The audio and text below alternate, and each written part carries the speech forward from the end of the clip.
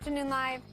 Our next guest has tips on how to harness that nervous energy and high anxiety and live a more productive and fulfilling life. We welcome the author of Nervous Energy. Dr. Chloe Carmichael is with us. Dr. Chloe, good to have you on the show. Hi, thank you for having me. It's great to be with you. Well, it's interesting, because at least when you hear the word harness, the nervous energy, sometimes that nervous energy you could think of as a bad thing. But here we're talking about it and why it's so productive. Exactly. So sometimes we have a tendency to automatically assume anxiety equals bad. Whereas actually the truth is that Mother Nature gives us a little extra zing, a little extra boost, what I like to call nervous energy, when we do realize that it's time to bring our A game. The trick is just to know how to handle it. So how do you recognize nervous energy versus the bad anxiety?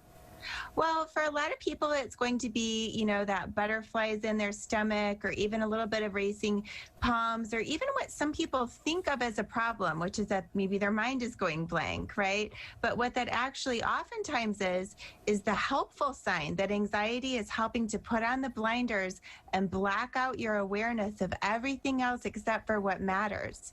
So the key is just to do that preparation and make sure that you have in front of yourself, even if it's like an actual list of exactly what you need to be doing and exactly what you need to be focusing on, so you make sure you put that burst of focus to good use. And you talk about these lists being there's an emotional short list, a mental short list. Tell me about these lists. Sure. So the to-do list with emotions is a really good one for high-functioning people. That's my specialty, is high-performing people, which I'm sure is a lot of people in your audience who may not even know that they're high-performing people. But if you can set an alarm clock and get somewhere on time, odds are you're probably actually a higher-functioning person than you know. So what we do with that to-do list with emotions is we look at the to-do list and we think about what are the emotions that are coming up with this thing on my list. For example, I had a client who just was procrastinating around grocery shopping for no apparent reason until he really thought about it. And the emotion coming up was actually loneliness, because he'd recently been through a divorce. So the next step is that empowers you to then do some good self-care. So he was able to just plan for a good catch-up friendly phone call with a good friend during grocery shopping. And then he solved the problem of loneliness that grocery shopping was bringing up for him. Gosh, okay, so talk about stress. What are the easiest ways you feel like to cope with people, especially who are those high-performing people who have that anxiety, who have that nervous energy, to cope with the stress? Sure. Well, first of all, we have to recognize that stress is a normal and natural thing. We have a tendency sometimes to just think, well, like we're going to get stressed about stress because we're stressed and we assume that's bad. Whereas actually stress oftentimes just means that we're actually just growing, right?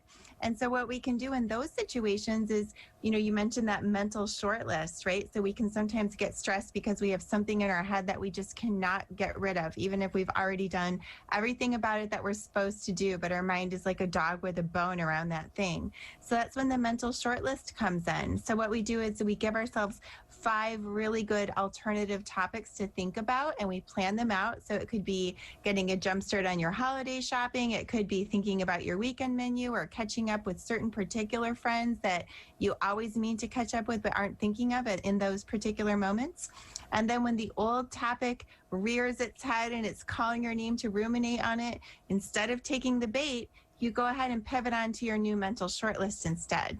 Where do you store this mental short list? Is it just mental? Is it in your head? Do you recommend having it out visually for you?